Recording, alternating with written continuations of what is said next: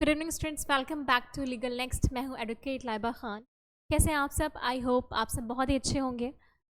तो आप लोगों को पता ही है जैसा कि सीयूटी के रिजल्ट्स अनाउंस हो चुके हैं, तो क्यों ना आज हम लोग सीयूटी की काउंसलिंग कैसे होती है ये जान लें। सीयूटी की क्या प्रोसेस है काउंसलिंग के स्टेप बाय स्टेप, आज की इस वीडियो में आपको मैं ये एक्सप्लेन करने वाली हूँ। ओके, पूरा वीडियो आप स्टार्टिंग से एंड तक मेरे साथ बने रहिए, जुड़े रहिए, देखिए। और still you have any doubts, any questions, please put your questions in the comment box and I will surely answer your questions. Let's start the video. आपकी काउंसलिंग बेसिकली बात करें, स्टेजेस हैं काउंसलिंग प्रोसेस के। Basic registration, price filling and the last one is seat allotment और seat allocation. तो अभी बस DU active है, डीयू रजिस्ट्रेशन प्रोसेस कर रहा है काउंसलिंग। बाकी यूनिवर्सिटीज़ अभी इनएक्टिव हैं, बट वो भी बाकी यूनिवर्सिटीज़ भी विद इन 1 वीक एक्टिव हो जाएंगी। तो बेसिक रजिस्ट्रेशन जो पहला स्टेप है, अगर हम इसकी बात करें तो इसमें क्या होगा, आपको डॉक्यूमेंट्स अपने फिल करने होंगे, बेसिक डिटेल्स देनी होंगी, जैसे कि आपका जो है डेट ऑफ बर्थ, आपका नाम, 12th की डिटेल्स, 10th 12th की डिटेल्स, डॉक्यूमेंट्स अपलोड करना। अगर आपका गैप है 12th के बाद ग्रेजुएशन में तो गैप सर्टिफिकेट लगाना। प्लस आप जब काउंसलिंग प्रोसेस में पार्टिसिपेट करते हो तो आपको अकाउंट डिटेल्स देनी होती है। फ़ीस जब आप पे करते हो तो अकाउंट डिटेल्स दी जाती है ना। सपोज़ करो आपको सीट नहीं मिली जो आपको चाहिए थी, या आपने किसी और कॉलेज में एडमिशन ले लिया, दाखिला ले लिया, तो एक जगह से आपको जो है विड्रॉ करना पड़ेगा ना। वो अमाउंट जो विड्रॉ होगा, जो रिफंड होगा, वो किस अकाउंट में होगा। तो for that purpose you have to provide your account details for the refund purpose. Okay, got it. तो बेसिक रजिस्ट्रेशन में हमारी क्या डिटेल्स होने वाली हैं।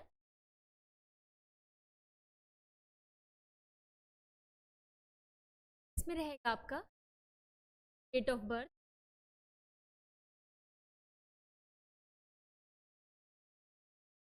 12th की डिटेल्स,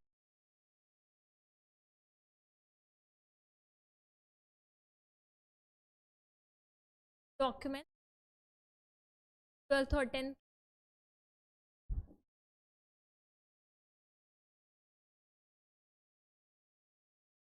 आपका नाम,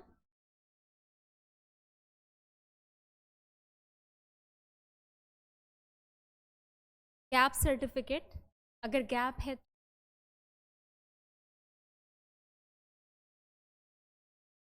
और क्या रहना, account details, bank account details.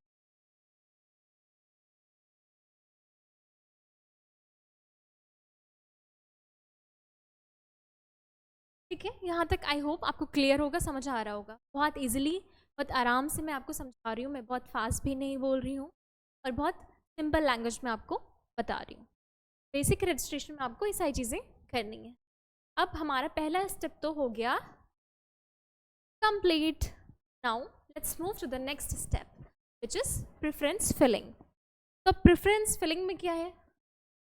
Preference filling का मतलब ये है कि आपको कौन से कॉलेज चाहिए, कौन से कॉलेज में भी कौन से कैंपस चाहिए। सपोज डीयू की अगर बात करें तो वहाँ पे लॉ के 3 कैंपस होते हैं। सो आपको कौन सा कैंपस चाहिए, या कोई कॉलेज एफिलेटेड है कि यूनिवर्सिटीज़ से बहुत सारे कॉलेजेस एफिलेटेड होते हैं, तो कौन सा कॉलेज चाहिए।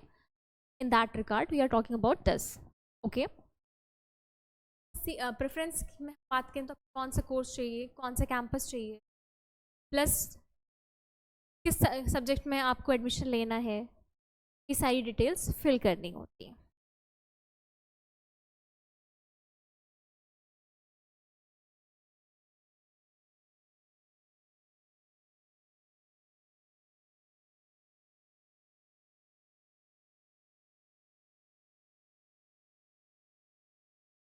प्रेफरेंस फिलिंग,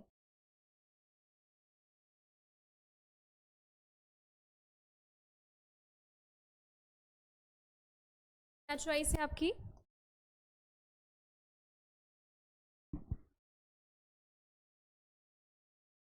क्या क्या फिल करना है आपको? Course,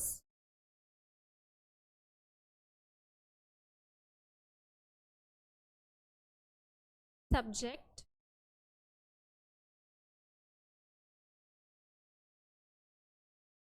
then college or campus,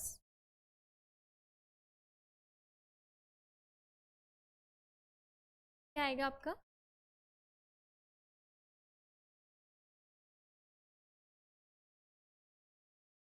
regular seat, paid.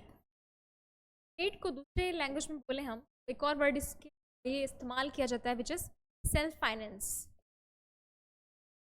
तो बहुत सारे कॉलेजेस में ये ऑप्शन रहता है, सारे कॉलेजेस में नहीं अवेलेबल हो, बट जैसे कि मैंने जामिया का भी देखा तो वहाँ पे रेगुलर और सेल्फ फाइनेंस सीट्स होती हैं। सेल्फ फाइनेंस इट मीन्स कि पेड सीट, इसमें आपकी फ़ीस थोड़ी ज़्यादा रहती है in comparison to regular fees, but इसमें कट ऑफ मार्क्स वगैरह कम चाहिए होते हैं comparison to regular, but fees थोड़ी ज़्यादा होती है। दिस इज़ द डिफरेंस, और कोई डिफरेंस नहीं है रेगुलर और पेड सीट में, आपके सिर्फ मार्क्स और फीस का ही डिफरेंस है। नेक्स्ट स्टेप में क्या करना, हमें कोर्स चूज़ करना है, सब्जेक्ट चूज़ करना है, कॉलेज या कैंपस, और कौन सी सीट में आप एडमिशन लेना चाहते हैं वो आपको चूज़ करना है। And now the second process is complete. अब थर्ड प्रोसेस भी कंप्लीट कर ही लेते हैं हम लोग।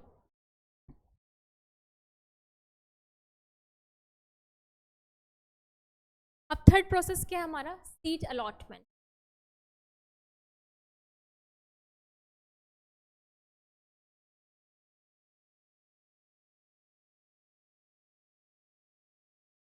सुना इसमें काउंसलिंग ड्यूटी के, अगर नहीं सुना है तो आप सुनोगे, which is upgrade and freeze and upgrade.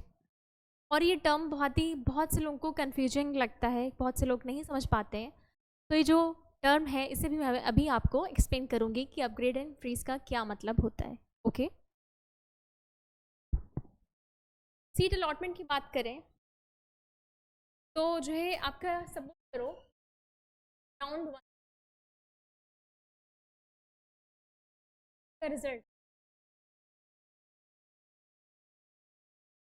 अब यहाँ पे क्या होगा, आपने सारी चीज़ें फिल करी थी, चॉइस वगैरह फिल कर दी, बट जो सपोज करो जो राउंड 1 की लिस्ट आई है, जो अलॉट हुए कॉलेजेस जिन कैंडिडेट्स को, अब आपको तो आपने तो आपकी जो कॉलेज चॉइस का कॉलेज, देन क्या करोगे आप फिर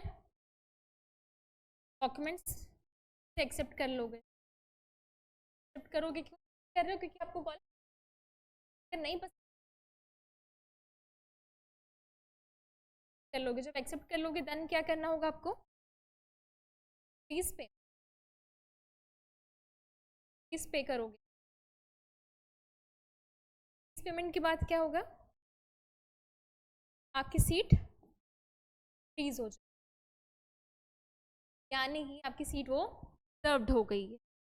अगर जब तक आप पेमेंट नहीं करोगे, आपने एक्सेप्ट कर लिया है, but you have to do payment after that. सिर्फ एक्सेप्टेंस से काम नहीं चलेगा, आपको पेमेंट भी करना है। पेमेंट कर दोगे तब आपकी वो सीट रिजर्व्ड हो जाएगी, फ्रीज हो जाएगी, मतलब वो आपकी सीट सेफ है। अगर आप नहीं करोगे पेमेंट तो वो सीट आपके हाथ से चली जाएगी। अब यहाँ तो हो गया मामला लीगल, ठीक है, मजाक कर रही हूँ, मेरा मतलब है कि यहाँ पे तो चीज़ें आपके अकॉर्डिंग हो गई। अब सपोज करो जो कॉलेज आपको अलॉट हुआ है वो आपको पसंद ही, then what you will do, तो वहाँ पे आँख का इस्तेमाल करो और उस सीट को फ्रीज एंड अपग्रेड करो। क्या करोगे, फ्रीज एंड अपग्रेड का क्या मतलब कि आपने पेमेंट कर दिया, सारी चीज़ें पूरी कर ली, रिजर्व कर दी अपनी सीट आपने, बट आप अपग्रेड का मतलब है कि जो नेक्स्ट राउंड काउंसलिंग होगी, जो नेक्स्ट लिस्ट आएगी, आप उसमें भी पार्टिसिपेट कर।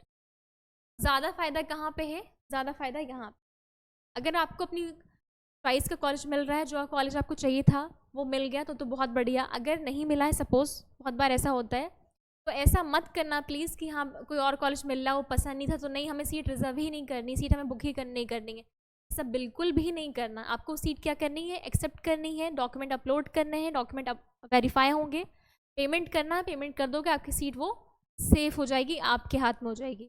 और फ्रीज एंड अपग्रेड का ऑप्शन कर दो। फ्रीज मतलब हमने सीट अपनी बुक कर ली है, रिजर्व कर ली है, और अपग्रेड का मतलब है कि नेक्स्ट जो काउंसलिंग होगी, नेक्स्ट राउंड जो होगा, जो लिस्ट आउट होगी, हम उस पर भी पार्टिसिपेट कर रहे हैं।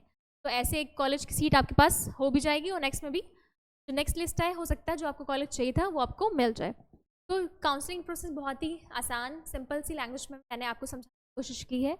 स्टिल आपको कोई डाउट्स है, कोई भी क्वेश्चन है काउंसलिंग प्रोसेस से लेके, या कोई भी अपडेट्स चाहिए, या किसी और चीज़ के रिगार्डिंग भी आपको कोई डाउट है लीगल सेक्शन में, या आप चाहते हैं कि मैं किसी और टॉपिक पे वीडियो बनाऊं, तो please let me know in the comment box. Thank you, good luck.